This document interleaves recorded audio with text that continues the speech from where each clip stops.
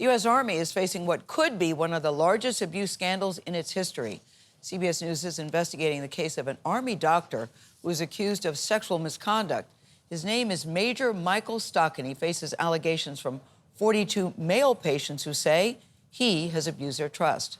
Jonathan Bigliotti sat down exclusively with two of the alleged victims whose identities we are not revealing. Speaking publicly for the first time, they say that this doctor, instead of healing them, left them with very deep wounds.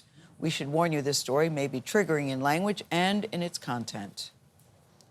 CBS News has obtained these videotaped interviews made by the Army's Criminal Investigation Division. He said, "No, I need you to drop trial."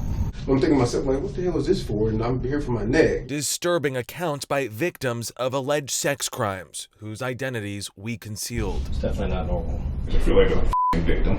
They detail claims of sexual abuse at the hands of their doctor, Major Michael Stockin, a pain management anesthesiologist at Washington State's Joint Base Lewis McChord. According to the charging documents obtained by CBS News, Stockin faces over 50 counts of sexual misconduct that spans more than 2 years while treating 42 patients, all of them men. I trusted Dr. Stockton.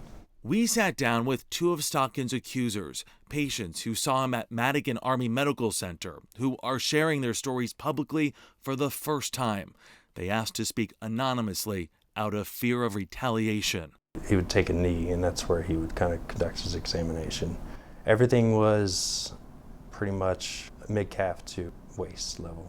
When you say waist, you mean groin? Groin area, yes. Myself and Dr. Stockton were left alone in the room. He first checked my shoulders, and then he asked me to stand up.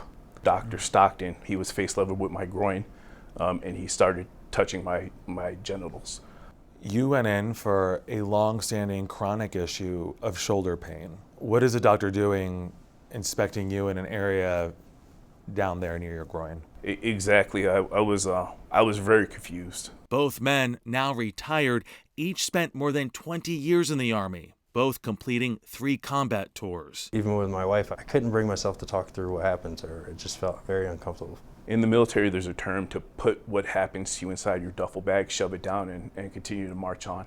So I was willing to do that. I was willing to shove it into my duffel bag and march on. Stockin's alleged pattern of behavior calls to mind the chilling details of infamous USA Gymnastics doctor Larry Nassar, who preyed on patients under the guise of treatment. In this case, patients say they also tried to give the doctor, an Army major, the benefit of the doubt. Being in the military at the time for 19 years, I trusted the medical doctor I was seeing.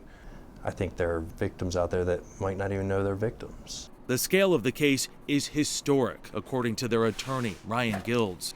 We're aware of cases like the gymnastics case. We're aware of cases where medical professionals have abused trust. That's not unique to the military. But the scope and scale of it, for a doctor to have been alleged to have abused that trust for so very many victims, is unprecedented. How many potential victims are we talking about Hundreds. in this case? I'm convinced it's hundreds. Male service members are much less likely to report sexual assault than their female counterparts, according to the Defense Department. Gildes, who is representing 7 of Stockin's accusers pro bono, says the Army failed to support victims. It's the actions that matter.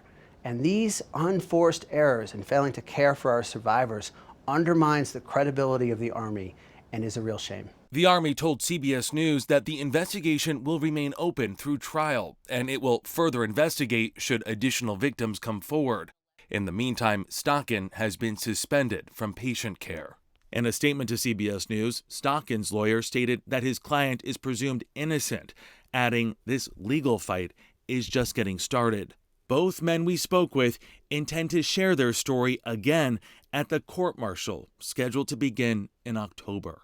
It's emotional. It's not something I'm used to. I can deal with a lot of things. I can deal with anger, I can deal with combat, but emotions and things like that, it's personal. And all of these charges relate to Stockin's time in Madigan Army Medical Center, but the investigation is ongoing. Stockin had previously been assigned to duty stations in Maryland, Hawaii, and Iraq. If convicted, he faces a maximum sentence of more than 300 years in prison, Vlad. Horrific details, Jonathan, and we commend those soldiers for speaking out I about was going that. to say the same thing, admire and applaud them for speaking out because, A, you know it's painful, Yep. it's very personal, and you also feel you do trust your doctors. When I go to see the doctor, I automatically assume he or she knows more than me about whatever I'm coming to see. And that's in the civilian world. So now you take that, the trust of doctors, and you add the military chain of command, which is the bedrock of the military. Yeah. This superior officer, this guy is a major.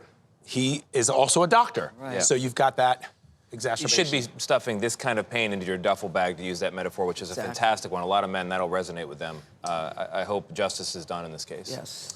Jonathan, thank you again for that reporting. Thank you.